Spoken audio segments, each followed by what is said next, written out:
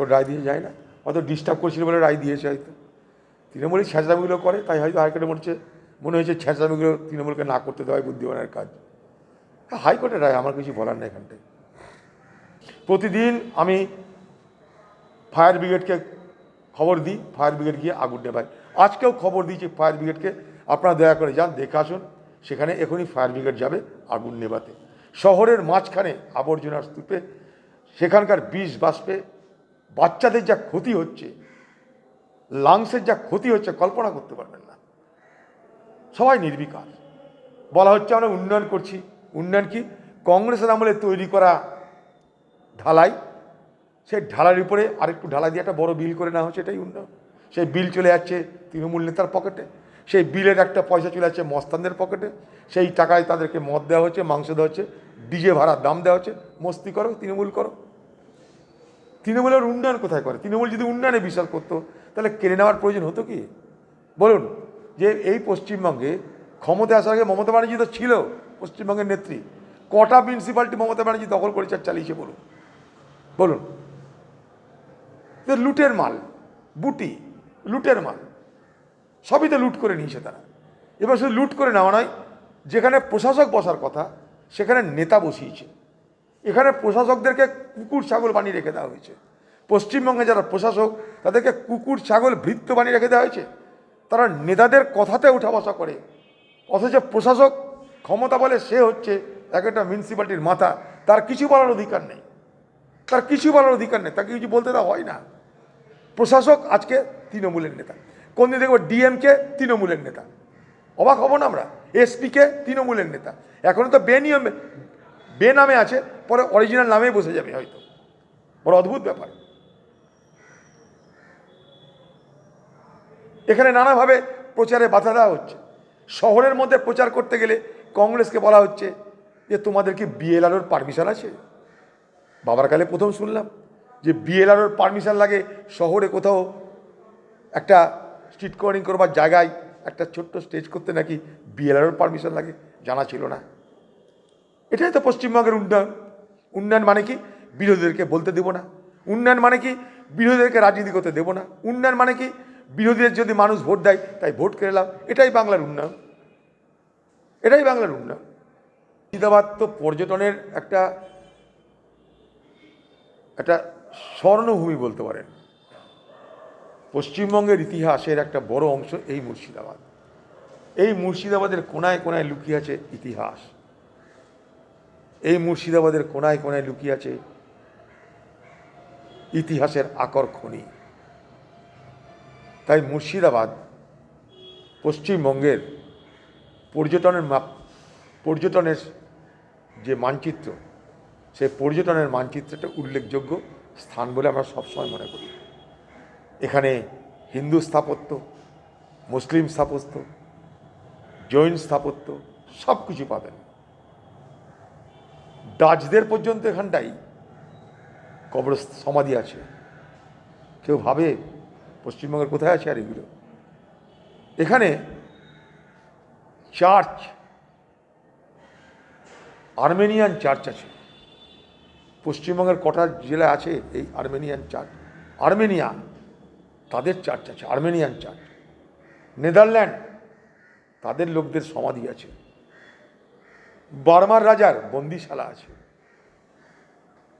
নবাব এবং সিরাজদৌল্লার বংশধর কথা বাদই দিন, সবাই জানি আমরা ওগুলো। তা বাদেও ইতিহাসের আকর খনির নাম মুর্শিদাবাদ, গুরুত্ব দেওয়া হয় না। সারা পশ্চিমবঙ্গ আজকে ভারতবর্ষের পর্যটন শিল্পে 1 নম্বর স্থানে যেতে পারে, একদম 1 নম্বর স্থানে আমি বলছি। যদি বলেন কেন? সুউচ্চ হিমালয় আর গভীর সমুদ্র, তার সঙ্গে সুন্দরবনের বদ্বীপ, জীবন্ত ইতিহাস, ধর্মীয় স্থান, সুন্দর আবহাওয়া। বলুন তো ভারতবর্ষের আর কোন রাজ্যে আছে? হিমালয় থেকে আরম্ভ করে তরাই থেকে চা বাগান থেকে ধর্মীয় স্থান, জীবন্ত ইতিহাস, সুন্দরবনে বদ্বীপ পার হয়ে অতলান্ত সমুদ্র কোথায় পাবেন? সুউচ্চ হিমালয় থেকে অতলান্ত সমুদ্র কোথায় পাবে? এখানে মরুভূমি ছাড়া সব কিছু আছে। যেটা নেই সেটা কি জানেন? আমাদের কিছু করার মানসিকতাটা নেই। না তো এই পশ্চিমবঙ্গ ধূম্রবিহীন শিল্প, পর্যটন শিল্পের সুউচ্চ স্থান দখল করতে পারে। আমরা পারছি না, আমাদের ব্যর্থতা এটা। ইতিহাস নিয়ে বিতর্ক আজ থেকে নয়, বাংলায় এই বিতর্ক বেশ কিছুদিন ধরে খুব জোরালো হয়েছে। ভারতবর্ষের আজকে যে বিজেপি সরকার, তারা সব কিছুর যে কেন্দ্রীকরণ করতে চায়, সেন্ট্রালাইজেশন করতে চাইছে, এটা তার বড় একটা প্রমাণ। এখানকার আলাপন বন্দ্যোপাধ্যায়ের বিষয়টা আমরা দেখলাম। এই আলাপন সিন্ড্রোম আজকে নতুন করে আইএস আইপিএসের উপরে কেন্দ্রের ক্ষমতাকে আরও বাড়ানোর কারণ বলে আমি মনে করি। ওরা চাইছে আইএস আইপিএস আমাদের কন্ট্রোলে থাকবে। আইন অনুযায়ী এগুলো অল ইন্ডিয়া সার্ভিস। ফলে অল ইন্ডিয়া সার্ভিস মানে সেখানে অ্যাপয়েন্টিং অথরিটি, রিক্রুটিং অথরিটি কেন্দ্র, আমি অস্বীকার করছি না, কারণ রাষ্ট্রপতি তাদেরকে অ্যাপয়েন্টমেন্ট দেয়। কিন্তু ক্যাডার হিসাবে যখন তারা একটা রাজ্যে যায়, তখন সেখানে তাদের দায়িত্ব বর্তায় রাজ্যকে সার্ভিস করা, রাজ্যকে সার্ভ করা। সেখানে তারা কোথায় পোস্টিং হবে, ট্রান্সফার হবে, কি হবে, সেগুলো ঠিক করে রাজ্য। কেন্দ্র যদি মনে করে আমি অধিকার দেব না, আইনে হয়তো বলতে পারে হ্যাঁ দেব না। কিন্তু দেশ তো শুধু রুলে চলে না, দেশে একটা কনভেনশন আছে, একটা নিয়ম আছে। ভারতবর্ষ যেহেতু যুক্তরাষ্ট্রীয় দেশ, ফেডারেল স্ট্রাকচার যেহেতু ভারতবর্ষে, তাই সেখানে কেন্দ্র রাজ্যের মধ্যে সম্পর্ক বজায় রেখে একটা কোলাবোরেটিভ অ্যান্ড কোঅপারেটিভ অ্যাপ্রোচ নিয়ে কেন্দ্র রাজ্য এই বিষয়গুলোকে ফয়সালা করে। সেখানে জটিলতা তৈরি করছে কেন্দ্রের পক্ষ থেকে, কারণ তারা চাই ভারতবর্ষের সব রাজ্যের আইএস আইপিএস দিল্লির কথা শুনে চলুক, মোদি আর অমিত শাহর কথা শুনে চলুক। এতে কি হবে? ভারতবর্ষের যুক্তরাষ্ট্রীয় পরিকাঠামোটা দুর্বল হবে, এবং যেটা তারা পরিকল্পিতভাবে চাইছে, তারা ভারতবর্ষের যুক্তরাষ্ট্রীয় পরিকাঠামো ভেঙে দিয়ে শুধুমাত্র কেন্দ্রীকরণ করতে চাইছে ক্ষমতার। এটা তার কতগুলো প্রক্রিয়ার মধ্যে পড়ে। ঠিক যেমনভাবে পশ্চিমবঙ্গের প্রশাসনকে কৃতদাস বানানোর চেষ্টা করা হয় সরকারি ক্ষমতার দৌলাতে। কারণ একটা অফিসারের ক্যারিয়ারের যে অগ্রগতি, সেটা নির্ভর করে রাজ্যে এসে গেলে রাজ্য সরকারের হাতে। সেই জায়গাটাই তারা মনে করে রাজ্য সরকারের কথা শুনে চললে আমার ক্যারিয়ার ঠিক থাকবে। রাজ্য সরকার সেই সুযোগ নিয়ে পশ্চিমবঙ্গের আইএএস আইপিএসদেরকে তারা কৃতদাস বানিয়ে রাখার চেষ্টা করে। তার পরিচয়, তার প্রমাণ আমরা বছর পর বছর দেখে যাচ্ছি।